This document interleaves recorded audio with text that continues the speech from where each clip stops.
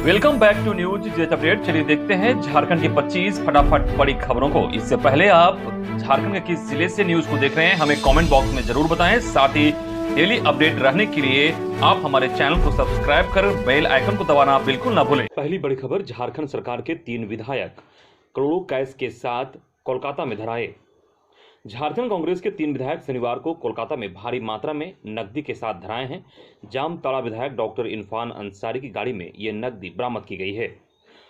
उनके साथ कोलेबिरा विधायक नमन विक्सल, कोंगाड़ी, खिजड़ी विधायक राजेश कच्छप और ड्राइवर समेत एक अन्य को हिरासत में लिया गया है। सभी से पूछताछ जारी है। साथ ही बरामद नकदी की गिनती की जा रही है। तीनों विधायक समेत 5 लोग हावड़ा के 5 लाख से हिरासत में लिए गए हैं। ये भारी मात्रा में नकदी के साथ झारखंड लौट रहे थे। ये सभी एक गाड़ी पर सवार थे। इधर प्रधानमंत्री नरेंद्र मोदी ने शनिवार को कहा कि न्याय की सुगमता जीवन की सुगमता जितना ही महत्वपूर्ण है। उन्होंने कहा कि लोगों का न्यायपालिका पर बहुत भरोसा है। न्याय प्रणाली तक पहुंच और सभी को आसानी से न्याय मिलना भी जरूरी है। अखिल भारतीय जिला विधिक सेवा प्राधिकरण की पहली बैठक को संबोधित करते हुए पीएम ने न्यायपालिका से आग्रह किया कि वह जेलों में बंद विचाराधीन कैदियों की रिहाई प्रक्रिया में तेजी लाएं।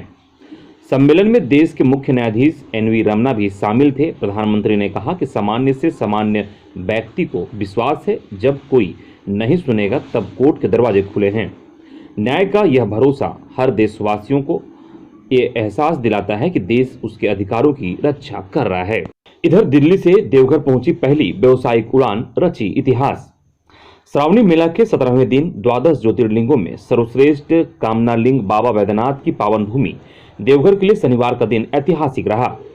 नवनिर्मित हवाई अड्डे की हवाई पट्टी पर पूर्व केंद्रीय मंत्री कैप्टन राजीव प्रताप रूडी और कैप्टन आशुतोष शेखर यात्रियों के साथ विमान उड़ाते दिल्ली पहुंचे। इंडिगो का 180 सीटर विमान दिल्ली से अपराह्न 3:25 पर देवघर में उतरा। दिल्ली से देवघर की पहली फ्लाइट का पहला टिकट भाजपा सांसद निशिकांत दुबे ने बुक कराया था। उनके साथ भाजपा के उत्तर पूर्वी दिल्ली के सांसद मनोज तिवारी, गोरखपुर सांसद रवि किशन, आजमगढ़ सांसद दिनेश लाल यादव निरहुआ, बैद्यनाथ आयुर्वेद के मालिक झांसी सांसद अनुराग शर्मा, दिल्ली सांसद प्रवेश वर्मा, प्रिविलेज कमेटी के चेयरमैन सांसद सुनील सिंह, यूपी के सांसद कमलेश पासवान, सुब्रत पाठक, सांसद रविंद्र कुशवाहा, अभिनेत्री आम्रपाली दुबे सहित कई वीआईपी भी पहुंचे। अगली बड़ी खबर, राज्य में पहली बार एक साथ 483 सचिवालय पदाधिकारी प्रोन्नत। झारखंड में पहली बार एक साथ 483 सचिवालय सेवा कर्मियों को प्रोन्नति दी गई है। कार्मिक प्रशासनिक सुधार तथा राजभाषा विभाग की ओर से प्रोन्नति से संबंधित अधिसूचना जारी कर दी गई है। कुल 29 पन्नों में जारी अधिसूचना के अनुसार 483 सहायक प्रशाखा पदाधिकारियों को प्रशाखा पदाधिकारी के पद पर प्रमोशन दिया गया है। विभागीय प्रोन्नति समिति की बैठक में की गई अनुशंसा के आधार पर प्रोन्नति दी गई है। प्रशाखा पदाधिकारी वेतनमान 9300 से 34,800, ग्रेड पे 4600, पुनरीक्षित वेतनमान मैट्रिक्स लेवल 7 पर कार्यरत है। इन्हें प्रशाखा पदाधिकारी कोटि के वेतनमान 9300 से 34,800, ग्रेड पे 4800, पुनरीक्षित वेतनमान मैट्रिक्स लेवल 8 में प्रोन्नति प्रदान की गई है। प्रमोशन पाने वाले पदाधिकारी सभी विभागों से संबंधित हैं। ज्ञात हो कि सरकार ने दिसंबर 2020 में प्रोन्नति पर रोक लगा दी थी। करीब 1.5 वर्षों के बाद फिर से प्रोन्नति शुरू की गई है। सबसे पहले राज्य प्रशासनिक सेवा के अधिकारियों को प्रोन्नति मिली है। सचिवालय सेवा के पदाधिकारियों ने प्रोन्नति मिलने में विलंब होने के कारण आवाज उठानी शुरू कर दी थी। हालांकि एक साथ इतनी बड़ी संख्या में प्रोन्नति मिलने से सचिवालय सेवा के पदाधिकारियों ने खुशी जाहिर की है। अगली बड़ी खबर, झारखंड एकेडमिक काउंसिल ने कक्षा 8, 9 एवं 11वीं की परीक्षा 2022 के आंतरिक मूल्यांकन के अंकों के संधारण के संबंध में एक आवश्यक सूचना जारी की है, जिसके अनुसार अधिकांश आंतरिक मूल्यांकन का अंक ऑनलाइन संधारण नहीं किया गया अधिकांश स्कूलों में, जिसके चलते महाविद्यालय और विद्यालय से प्राप्त अनुरोध के सम्यक विचार करने के उपरांत छात्र हित में एक अंतिम अवसर प्रदान करने का निर्णय जैक के द्वारा लिया गया है, जिसके मुताबिक सभी कक्षाओं का आंतरिक मूल्यांकन के अंकों की ऑनलाइन प्रविष्टि दिनांक 1/8/2022 से 4/8/2022 तक परिषद के वेबसाइट के माध्यम से किया जा सकता है। इसके उपरांत किसी भी अभ्यावेदन पर विचार नहीं किया जाएगा। इधर गढ़वा में स्कूल पर वज्रपात, छुट्टी के चलते बचे बच्चे। गढ़वा जिले के हरिहरपुर ओपी क्षेत्र के 9 प्राथमिक विद्यालय नवडिहुआ पूर्व की छत पर शुक्रवार शाम ठनका गिरा। गनीमत रही कि उस समय स्कूल में छुट्टी हो चुकी थी, इसलिए सभी बच्चे बाल बाल बच गए। शनिवार को जब स्कूल खुला तब घटना की जानकारी शिक्षक और छात्रों को हुई। स्कूल के हेडमास्टर महेंद्र नाम ने बताया कि शुक्रवार को स्कूल में 108 बच्चे उपस्थित थे। उसके अलावा उस दिन एक शिक्षक व 2 रसोइया भी आई थी। इधर झारखंड में ठनका से 6 की मौत। झारखंड में शनिवार को भी मां बेटी और बाप बेटे समेत 6 लोगों की मौत हो गई। रांची के पिठोरिया में मां और बेटी की मौत हुई, तो वहीं गिरिडीह के बगोदर में बाप व बेटे की जान ठनका से चपेट में आने से हो गई। रामगढ़ के वासल में एक युवक और पाकुड़ के नवीनगर में वृद्ध की जान ठनका गिरने से हो गई। अगली बड़ी खबर, 5 छात्र नदी में बहे, ग्रामीणों ने बचाया। लातेहार जिले के बारियातू प्रखंड के बालूभांग गांव में शुक्रवार शाम उस समय कोहराम मच गया जब अमानत नदी में अचानक बाढ़ आ गई और उसमें 5 छात्र छात्राएं बहने लगे। सभी अपने विद्यालय से लौटने के क्रम में नदी पार कर रहे थे। बाढ़ में उन्हें बहते देख एक चरवाहा शोर मचाने लगा। चरवाहे की आवाज सुन पास के तैराक युवकों ने बहते विद्यार्थियों को पानी से बाहर निकाला। अमानत में आई बाढ़ में बहने वाले विद्यार्थियों में अर्पित, सिद्धि कुमारी, निशा और लालू कुमार शामिल हैं। सभी 10वीं में पढ़ते हैं। इन्हें बचाने वालों में गांव के सुरेश गंझू, संजय केसरी, मगर गंझू, संतोष केसरी, रोहित कुमार, बिंदु केसरी और तिलक भुइयां शामिल हैं। छात्रों ने बताया कि वे विद्यालय से गांव लौट रहे थे। इसी क्रम में वे नदी पार कर रहे थे और अचानक बाढ़ आ गई, सभी बहने लगे। छात्रों ने बताया कि उनके गांव में हाई स्कूल नहीं है, इसके कारण करीब 40 छात्र छात्राएं चतरा जिले के सिमरिया प्रखंड स्थित सलगी हाई स्कूल में पढ़ने जाते हैं। इसी क्रम में उन्हें नदी पार करना पड़ता है। नदी पर ना तो पुल है और ना ही उसे बांधा गया है। अगली बड़ी खबर, क्रॉस वोटिंग करने वालों पर होगी कार्रवाई। कांग्रेस के झारखंड प्रभारी अविनाश पांडे ने स्पष्ट कर दिया है कि राष्ट्रपति चुनाव में क्रॉस वोटिंग करने वाले पार्टी के विधायकों को बख्शा नहीं जाएगा। कांग्रेस भवन में आयोजित प्रेस कॉन्फ्रेंस में उन्होंने कहा कि ऐसे विधायकों पर कार्रवाई होगी। साथ ही क्रॉस वोटिंग के लिए जो लोग जिम्मेवार हैं, विशेष रूप से उन चिन्हित लोगों पर भी केंद्रीय नेतृत्व अपना फैसला लेगी। मंत्रियों की कार्यशैली पर उन्होंने कहा कि हर स्तर पर सम्मान के साथ जिम्मेवारी का वहन भी जरूरी है। अगर हर व्यक्ति सोचे कि उससे सिर्फ सम्मान मिलता रहे तो यह ठीक नहीं है। परिवार में भी कोई अगर कहे कि मुझे पूरा सम्मान देते रहें और मैं कुछ जिम्मेवारी नहीं लूंगा तो क्या परिस्थिति होती है। जब जिम्मेवारी की वहन सही रूप से नहीं हो पाता तब असंतुष्ट वातावरण होता है। इन सब के बावजूद कांग्रेस परिवार एकजुट है। भाजपा या अन्य लोग कितनी भी कोशिश कर ले, कांग्रेस का परिवार एक है और एक रहेगा। प्रेस कॉन्फ्रेंस में कांग्रेस के प्रदेश अध्यक्ष राजेश ठाकुर, विधायक दल के नेता आलमगीर आलिम, प्रदेश प्रवक्ता राजीव रंजन प्रसाद, राकेश सिन्हा, डॉक्टर एम तौसीफ मौजूद थे। अगली बड़ी खबर, सभी विश्वविद्यालयों सहित उच्च शिक्षण संस्थानों में स्वतंत्रता दिवस समारोह के लिए एसओपी जारी।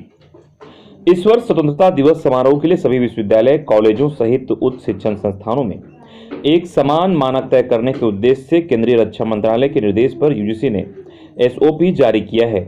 इस बाबत सभी कुलपति, प्राचार्यों व निवेशकों को पत्र भेजा गया है।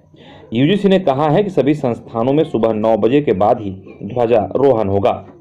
ध्वजारोहण कार्यक्रम में सभी शिक्षक, विद्यार्थियों, अधिकारियों व कर्मचारियों को शामिल होना है।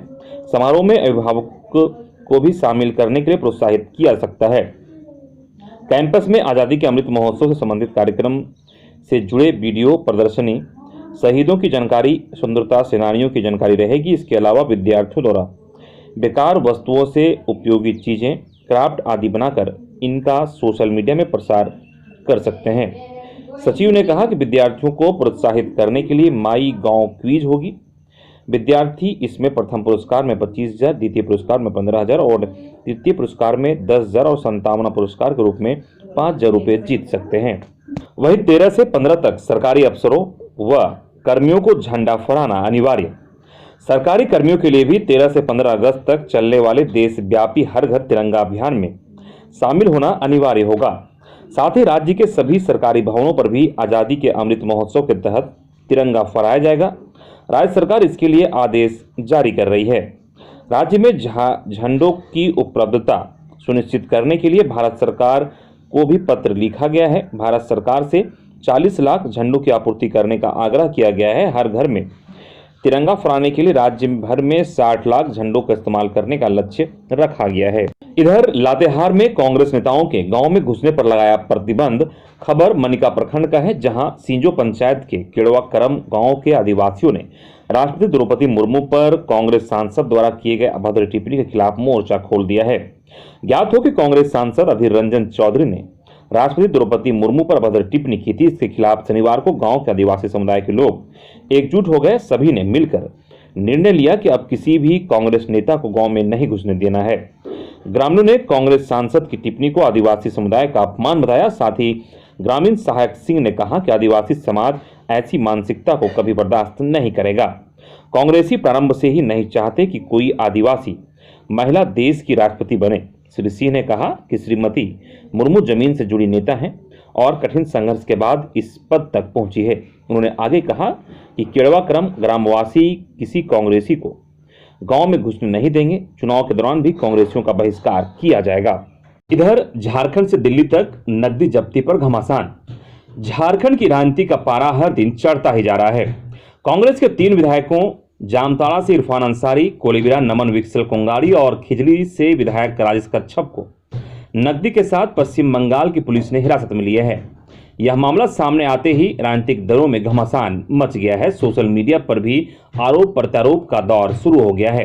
कांग्रेस इसे महाराष्ट्र के बाद झारखंड में भाजपा के ऑपरेशन लोटस से जोड़ रही है। झामुमो के मंत्री ने कहा कि झारखंड के निर्वाचित सरकार को अस्थिर करने की भाजपाई कोशिश का पर्दाफाश हुआ है। वहीं प्रमुख विपक्षी दल भाजपा ने कांग्रेस से विधायकों के पास मिले नकद का सार्वजनिक करने की मांग की है और सरकार पर भ्रष्टाचार का आरोप लगाया है।